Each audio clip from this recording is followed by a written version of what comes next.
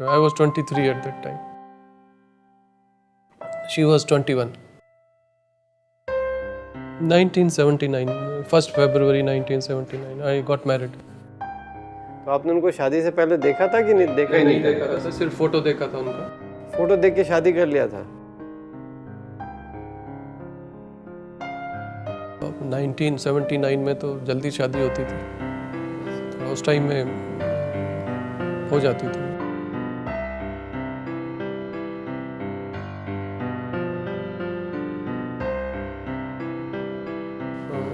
She was very confident lady. She was not dependent on physically or mentally. Very sharp mind, very good decision making. Common sense was very good in her. What my children are, it's because of her only. Because जिस तरह की education, जिस तरह के संस्कार उन्होंने दिए हैं, I think that was a, I think we have gratitude towards her, and I used to love her a lot. चाहे उनको she नहीं, आप झूठ बोल रहे हो, but I used to love her a lot, and she has given me everything in my life. I think sometime I feel that the way I am living now, the way I have become a different type of person. It has this her association with me has added value to my life. So I am indebted to her. I was extremely close to my mother, and most of my childhood memories in general they involve my mother. She was very close to her children, and her life revolved around her children. And anyway, it's like a mother-daughter relationship is always very close, because she actually used to see herself in me. So she used to share everything, and she had been through some hard times, so she always counted on us as a pillar for her.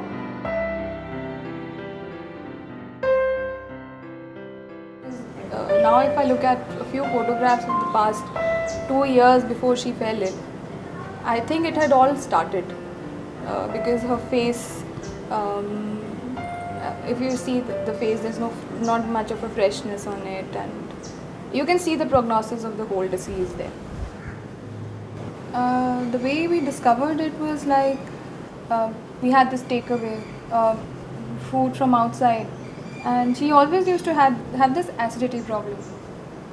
So after having that, she had acidity, and I think the pain started, and it wasn't so severe. But in the middle of the week, what happened was that her face got a little distorted in the lips. We used to joke that she was imitating Sylvester Stallone, because he has this lips, he had the mouth distortion on one side. So, but later we came to know, because when she used to have those seizures, it used to happen again. So after that, it was a Saturday, it was the 10th, and that night the pains got even quite a lot. हम लोग पास में ही एक hospital है, healers hospital, तो emergency में लेके गए थे. डॉक्टर ने कहा कि काफ़ी वीक हैं, तो इनको IV फ्लूइड, ग्लूकोज वगैरह हम लोग दे देते हैं. तो शी बिकेम स्लाइटली बेटर और स्लाइटली एक्टिव. तो डॉक्टर ने कहा कि क्योंकि अब ठीक हैं तो थोड़ा खाने के लिए भी कुछ देते हैं. तो मैं ऐसा करती हूँ कि इनको सूप मंगा देती हूँ, टोमेटो सूप. आधा पीने के बाद she again started vomiting. Doctor ने जो देखा कि इट्स क्वाइट एबनॉर्मल, इतनी सारी दवाइयाँ देने के बाद भी उसमें तो उससे ठीक नहीं हुआ और फिर वॉमिटिंग किया है. तो शी सजेस्टेड कि उनको एक दिन आप यहाँ पे रखिए, हम लोग इनका इन्वेस्टिगेशन और करना चाहते हैं. He said let's do the cat scan. तो मैं उनको लेके जा रहा था व्हील चेयर पे कैट स्कैन रूम की तरफ. तो जैसे ही मैं उनको कॉरिडोर में लेके और उसमें लेके गया, तो suddenly she started saying, पिताजी कहाँ हैं? तो आई वॉज सरप्राइज्ड कि अरे, क्योंकि उनके पिताजी की डेथ अबाउट 10 साल पहले हो चुकी थी. So it stuck in my mind कि अरे, I don't know, there may be something serious with her. So मैंने उनको बोला कि नहीं, कहीं नहीं है, यहीं पे हैं वो, तो चलते हैं कैट स्कैन. तो मैं कैट स्कैन रूम में लेके गया उनको.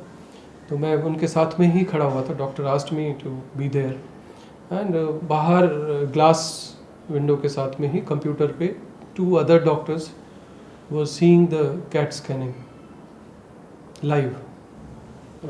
But because it was a closed room, so I was not able to hear them what they are saying. CAT scanning होने के बाद then I started talking to the doctors.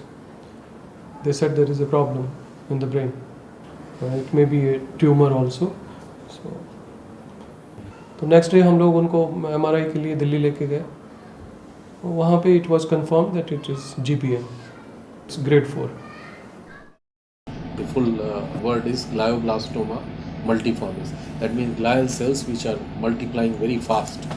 Now, this is the highest grade of the cancer of the brain, and in spite of good removal, in spite of good radiotherapy, in spite of chemotherapy, there are several research on chemotherapy, radiotherapy.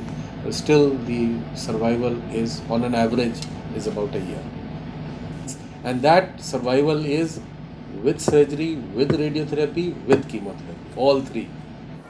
But at that time we were not so aware that it can be so serious. So next day when I was sitting in the corridor waiting for, then my brother came. मेरे brothers वगैरह doctors हैं.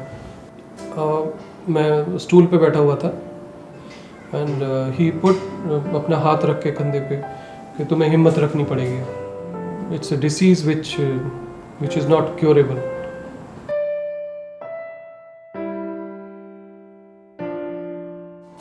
सो meanwhile हम लोग doctor Minocha also and other, they suggested there is a very good neurosurgeon here in Paras hospital.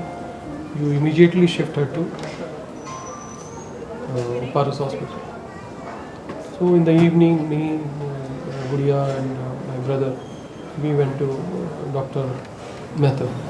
He saw the MRI in front of him like this. I was looking at his face.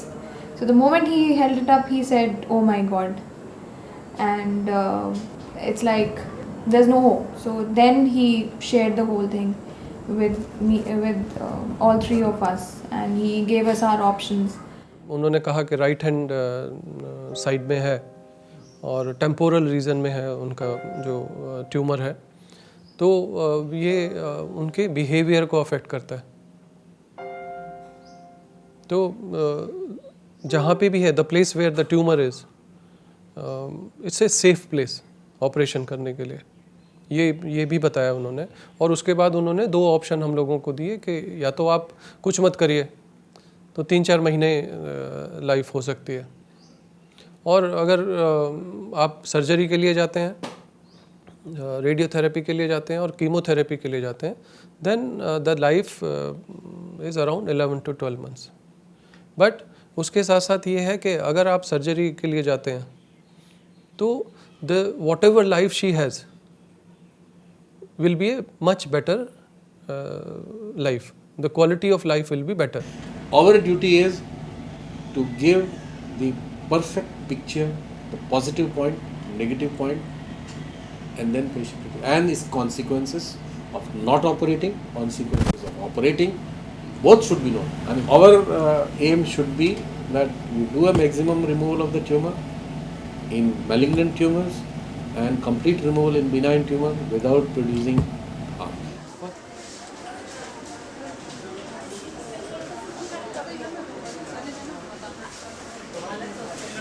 First is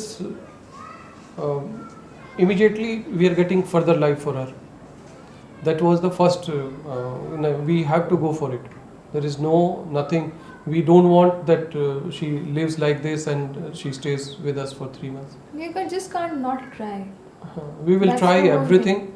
and we are getting her company, or we are getting her for 11 months or 12 months. That let's make that period good for her. So that was our decision at that time. So the biggest decision we had to take was whether to tell my mother about it or not. And we all decided that we would not tell her about it.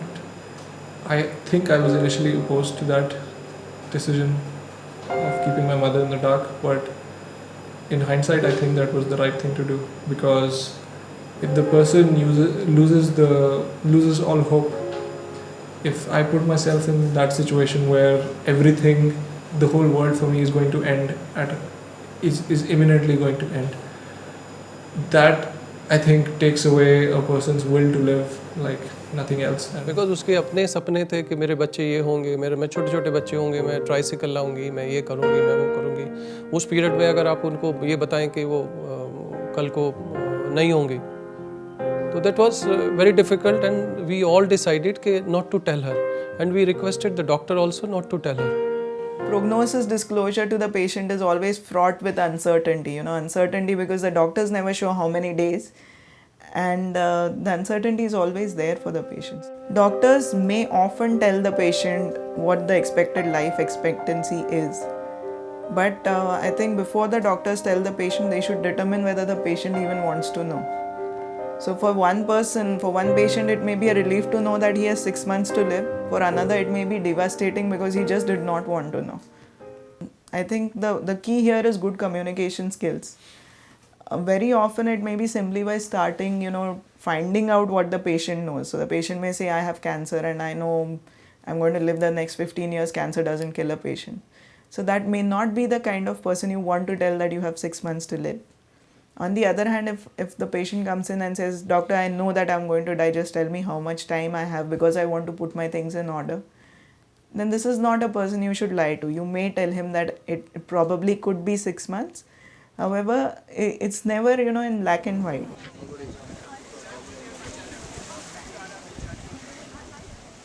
She agreed to go for surgery. During that period, my son also came, so they were together. So she was confident that ma'am, I'll be all right. And जब उनको साथ भी ले जा रहे थे अंदर उसमें ऑपरेशन थिएटर में भी व्हील चेयर पे, तो she said मैं ठीक हो जाऊंगी, कोई चिंता नहीं करो आप. She said that and she went inside. She did not look back at that time. Then doctor came outside and he told her that the operation was successful and I was able to remove more than 80% of the tumor. First surgery के बाद जो life थी उनकी, that was very good. She used to roam around, so अपने घर को संभालने लगी थी वो दोबारा से. तो that was the best period she had. उस टाइम तो आपकी लाइफ बेटर हो ही जाती है with the chemo happening in between and the radiotherapy sessions happening, so your life becomes better. I think जितना उनकी ज़िंदगी थी उसके बाद जब जो सर्जरी के लिए गई और जितनी उनकी ज़िंदगी उन्होंने जो 4-5 महीने बहुत अच्छी तरह से इस घर में घूम के और सारे हम लोगों के साथ हंस के गुजारे हैं. I think that was worth our efforts. So इसीलिए, और दैट वाज द रीज़न कि हम लोग ये चाहते थे कि अगर हम लोगों को 2 दिन भी एक्स्ट्रा मिलते हैं कुछ एक्स्ट्रा काम करने से या एक्स्ट्रा मेडिसिन देने से, तो हम लोग उसी के लिए जाएंगे. तो एक दिन मैंने उनको देखा कि वो हाथ पे कुछ काउंटिंग कर रही थी इस तरह से करके. तो I was surprise what is she doing. तो मैंने उनसे पूछा कि ये क्या कर रहे हो. तो उन्होंने कहा कि नहीं, मैं ये बोल रही हूँ कि मैं स्वस्थ हूँ, मैं स्वस्थ हूँ, मैं स्वस्थ हूँ, मैं स्वस्थ हूँ. तो वो कहती थी कि अगर मैं पॉजिटिव रखूँगी, पॉजिटिव सोचूँगी कि मैं स्वस्थ हूँ तो भगवान मुझे स्वस्थ कर देंगे. तो that was the positivity she was having, and she never wanted her illness to affect her children also. How costly are these? Very costly. Very costly. We used to pay around 70,000 rupees for one week. Radiotherapy is not so costly, but only the chemo part, that is very costly. The medicines are very costly. The side effects are very costly. I would not even try to understand what dilemma a person would go through when the doctor tells you कि okay इस surgery में इतने पैसे लगेंगे, chemo में इतना लगेगा, radio में इतना लगेगा, and any person you love that person but you have to think about money then. अगर मुझे जितनी मेरी प्रॉपर्टी है, मुझे सब कुछ अपना घर बार सब बेच के, और मुझे ये लगे कि मेरे बच्चे को या मेरी वाइफ को मुझे उसको 15 दिन और एक्स्ट्रा देना है, तो I will go for it, क्योंकि ज़िंदगी की कोई it's priceless. When somebody is confronted with cancer, I mean, it's a ball from the blue. Nobody is prepared for that. They don't know what to do. You go to the hospital. The hospital looks after the patient with clear attention to the disease, and then prescribes a course of treatment, and it is clearly unaffordable to the vast majority of Indians. So what is the consequence? By the time a surgery is done and a course of radiotherapy is given, the family is in a debt trap. The children drop out of school. Somebody or other has already lost a job because there is nobody to look after the patient. The consequences are phenomenal. It's almost unbelievable. So later when chemo starts happening, you start to have hair loss. That's one of the symptoms that happens. And I remember the day when she combed her hair. She was standing in front of the mirror. I was sitting on the bed looking at her. I was hoping she would not comb her hair because I knew that it gives a huge hair loss. तो काफी बाल एकदम, I don't know. That was like you can feel sadness, but that was a moment when you could see sadness. So then we got scarves made for her. I used to go to these places and I used to pick up very nice and vibrant prints for her.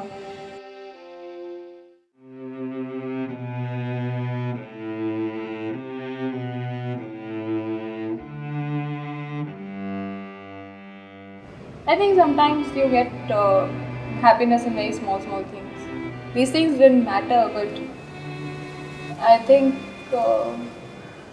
somehow it did.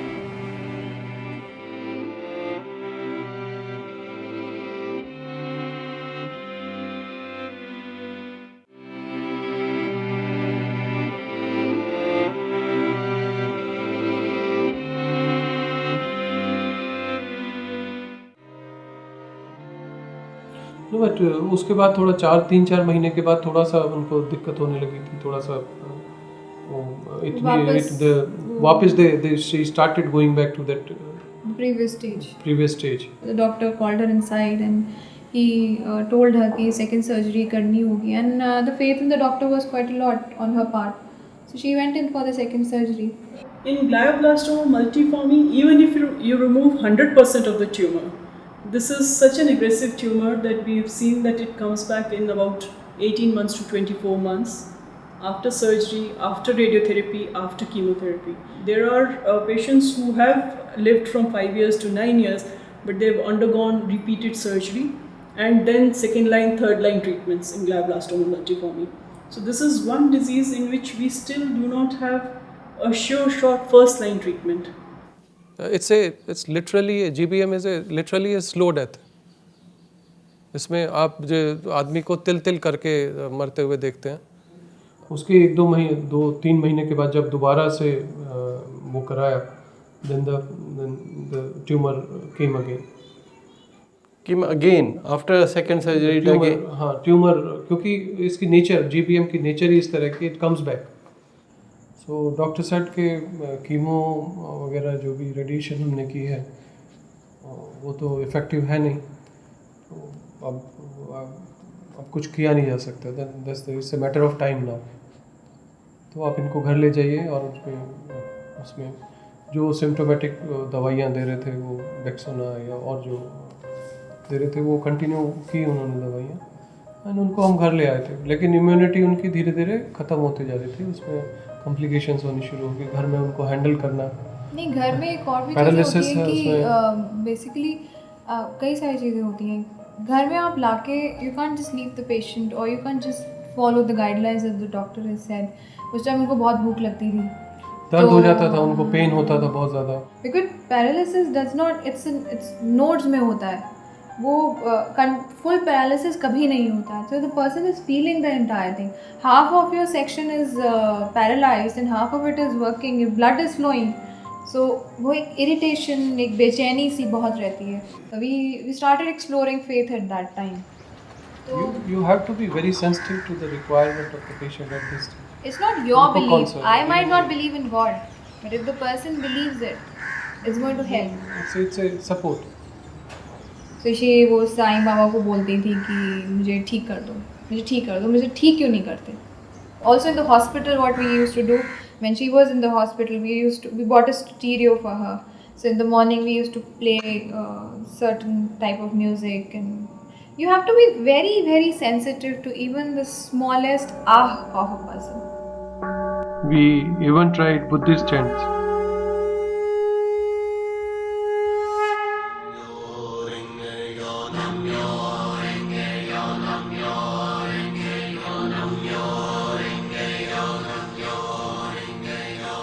See, spirituality and spiritual distress is something that will affect the experience of an illness for the patient and for the family.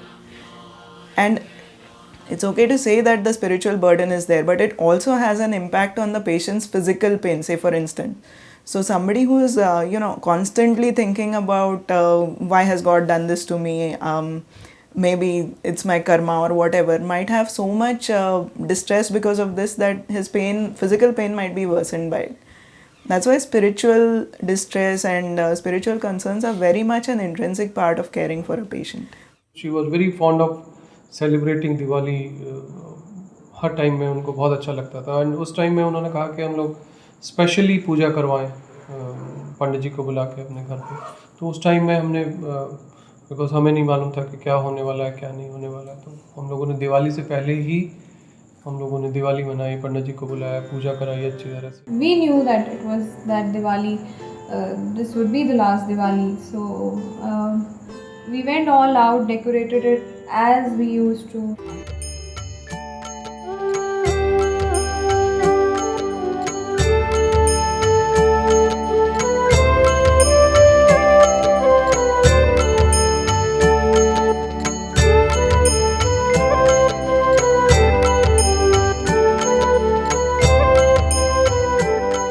So we finally took her to the hospital. We don't mind whatever happens.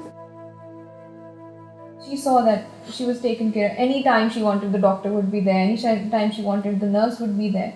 So the much needed confidence and comfort that she got was back in the hospital, because then the physiotherapist, every time they used to visit her, and the frozen shoulder got better and she used to get regular exercise. Then the physiotherapist told us that you should take her on, you should put her on the wheelchair. तो हम उनको ward में लेके जाते थे. She used to sit in front of that window that actually used to overlook the Sai Baba Angan that was there, that she really believed in.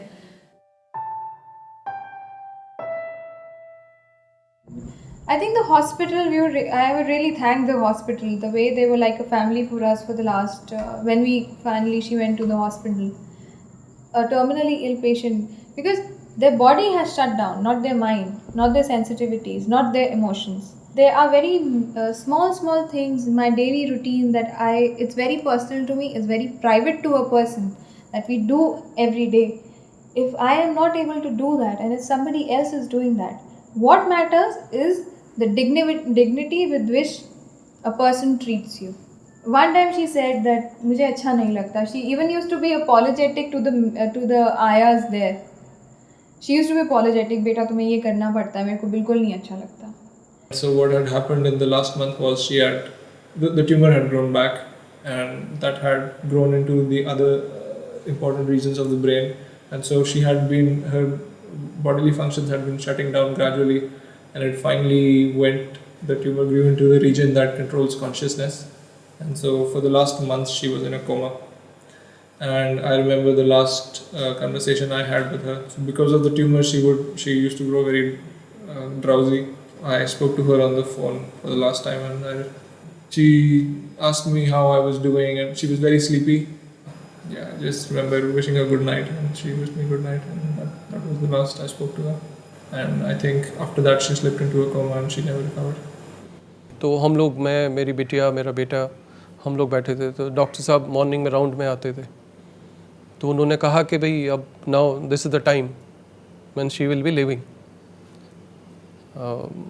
अब आप कुछ नहीं पता, आज हो जाए कल हो जाए, कुछ नहीं है, बट अगर आप नहीं देख पाएँ तो हम इनको आईसीयू में शिफ्ट कर देते हैं।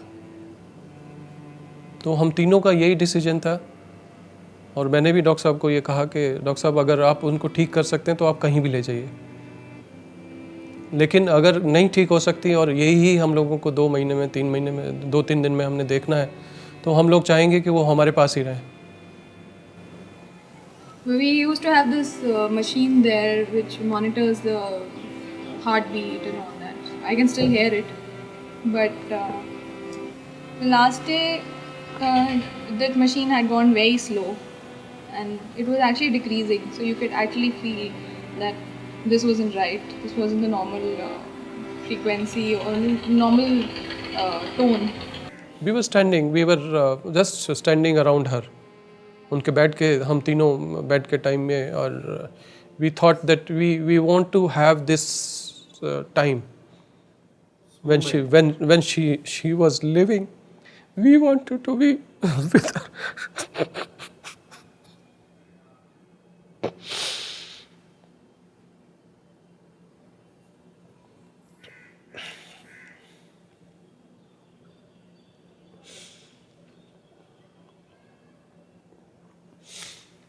हम लोग नहीं चाहते थे उसको बांटना किसी के साथ, तो we were together at that time.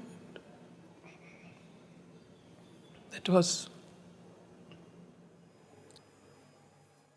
Then we called the doctor, and so the doctor just observed for a while and then removed the oxygen that was attached, and yeah, that's when she breathed the last.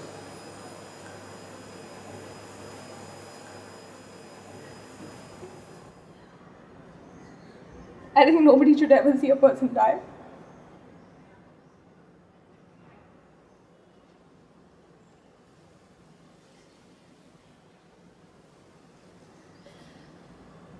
You actually hear a breath, you're waiting for the next one. I'm still waiting for the next one. तो around 6 बजे के करीब it stopped suddenly, and she was no more after 6 o'clock.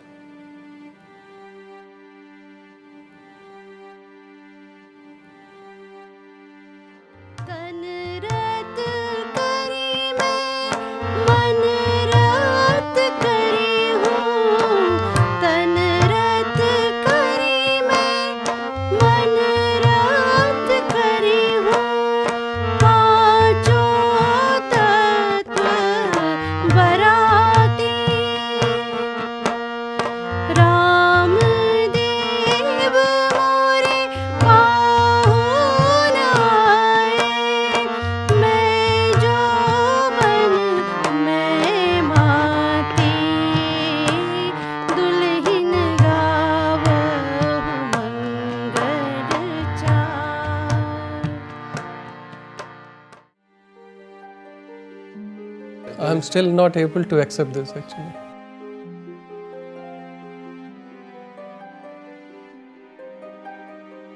In the morning, every day you have to feel that she's not there. You have to tell yourself that she's not there. Still, I'm not able to believe it that it has happened to us.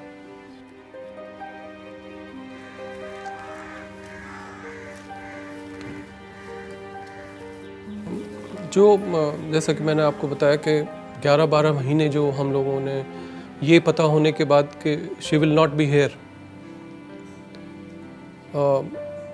और उसके बाद 11-12 महीने उनकी care करना और उस period में गुजरना, हमें लगता है कि जो इस तरह के पेशेंट्स हैं या जिनके फैमिली मेम्बर्स को या घर वालों को और सबको जो पता लग जाता है कि ये आदमी जाने वाला है अब, तो उसके बाद किस तरह से उस आदमी से या औरत से किस तरह से ट्रीट करना चाहिए हम लोगों को, और किस तरह से उनको साइकोलॉजिकली, मॉरली और सपोर्ट देनी चाहिए।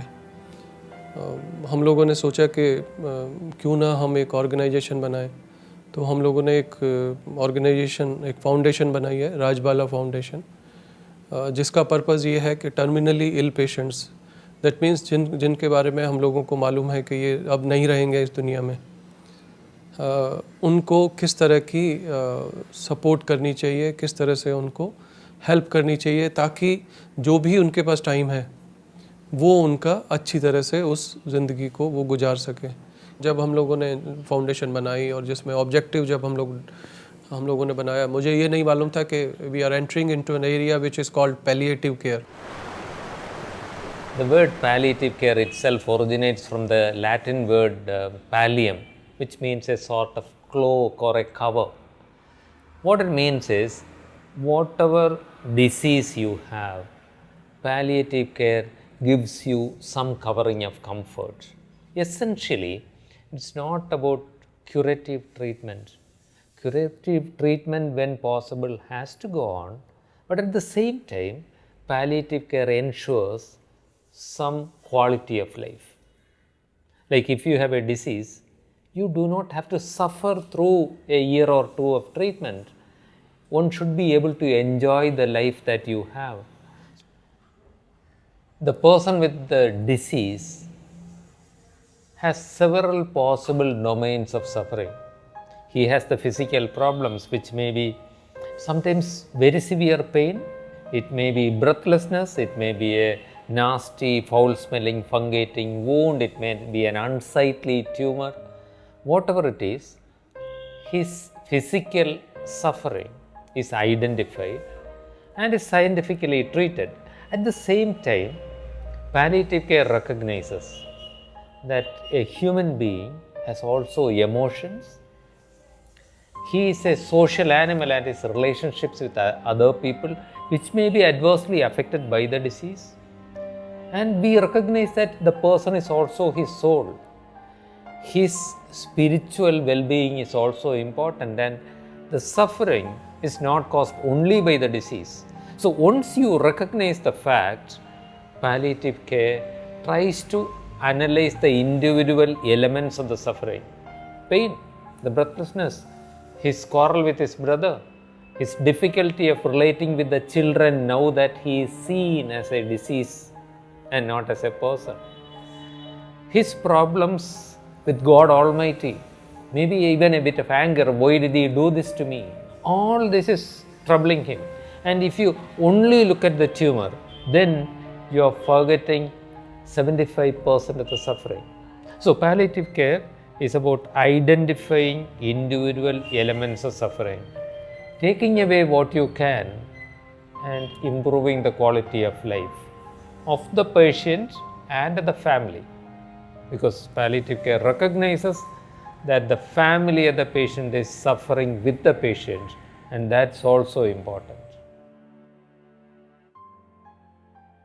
Often the decision is made not to give very aggressive treatments at the end of life, because those treatments are not going to benefit the patient in terms of increasing his lifespan. It might only prolong the process of dying. So that's really counterproductive. We do not want the patient to just go through an extended dying process. I mean, we are talking here about helping a patient to live the best quality of life. We are not talking about death in that sense. But what makes palliative care relevant, I think, throughout the entire cancer journey is the fact that this is the only one place where we're looking at holistic patient care. Even if there is no hope of curing, there is still no end to caring. And in palliative care, we believe that we are adding life to days and not merely days to life. भगवान मुझे दर्द दे, दुख दे, tension दे, मुझे बर्बाद कर दे, मेरे पीछे पनौती लगा दे। अरे मूर्ख, एक ही लाइन में बोलना था कि बीवी चाहिए।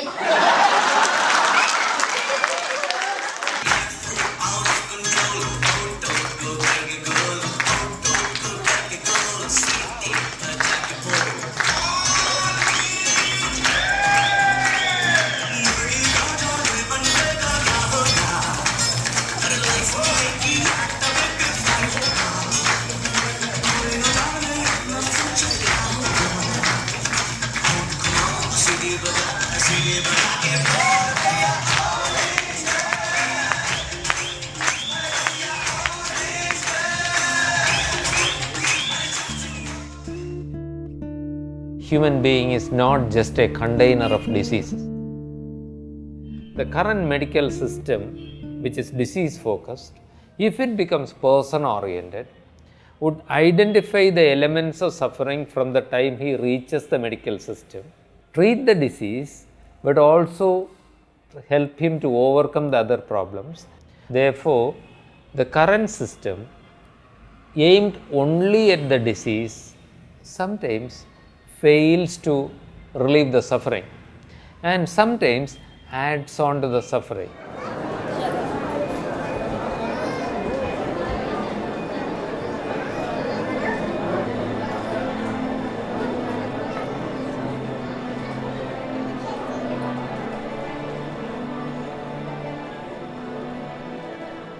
Most doctors will not even think about psychological distress and spiritual distress. I mean, for them, it's writing out a prescription, starting an IV line.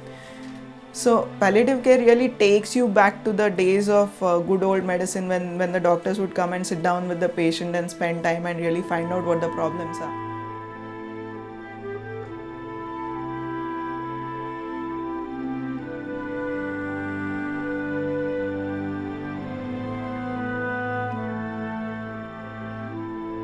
So it is in a way, moving away from modern medicine, but using the principles of modern medicine and doing holistic care.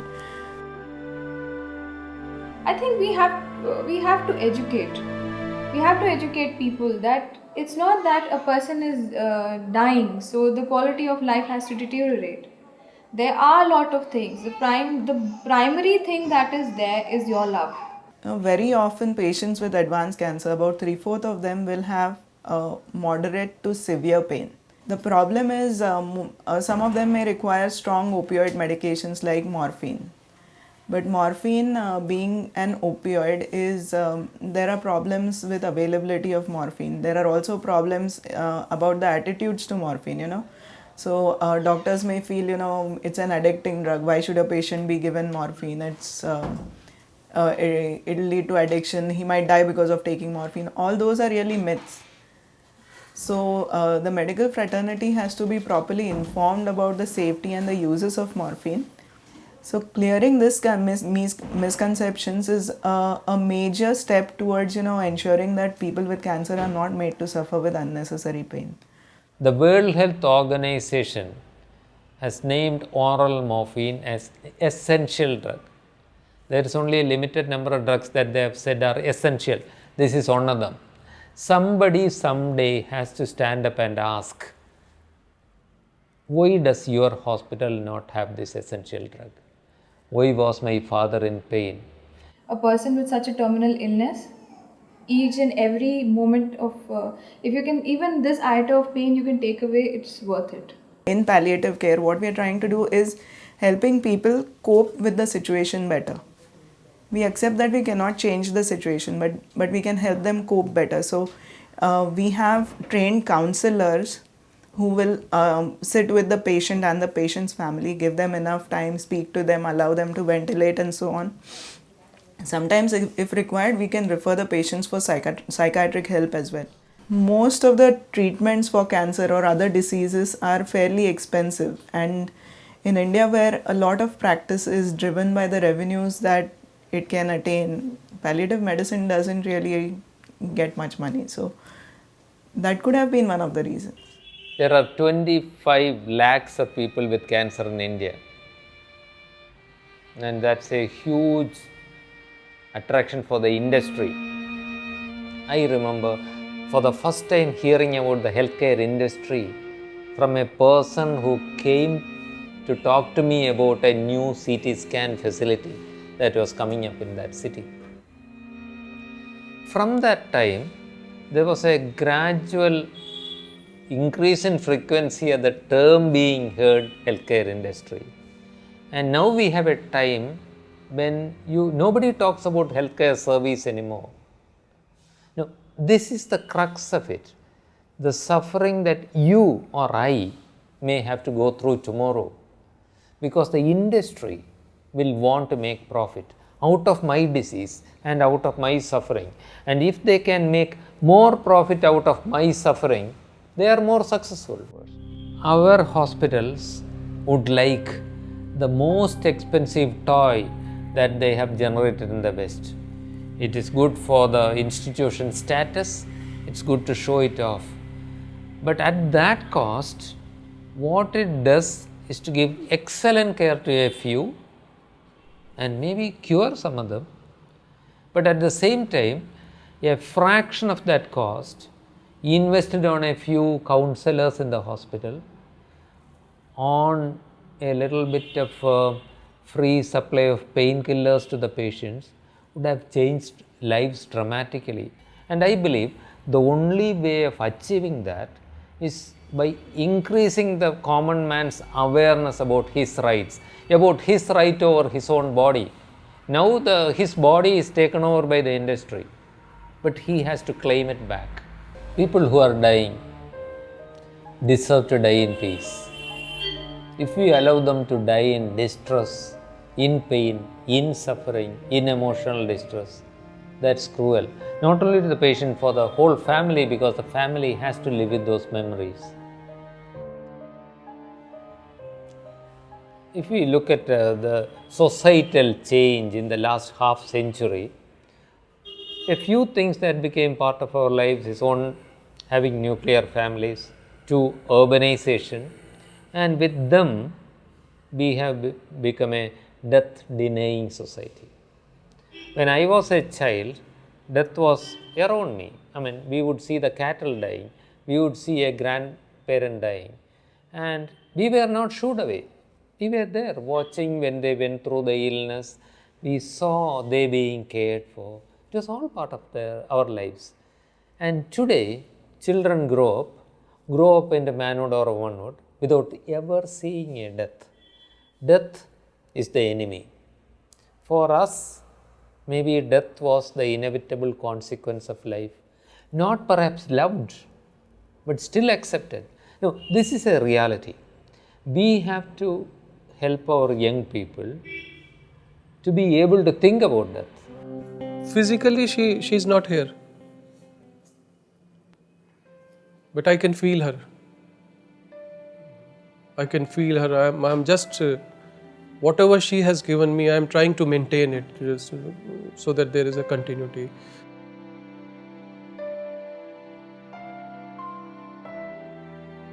The park she has developed, the house, the way she has kept it, the cleanliness she was fond of, those things I'm trying to maintain. So I have more of a become a custodian or a trustee of her legacy. So I'm continuing with that legacy, and I want to continue with this. Secondly, on her behalf, I'm sharing the happiness which is coming to the family now. Both the children are married. We have their extensions now, and we have got very good people, those who have got added to our family. So, I just wanted to feel on our behalf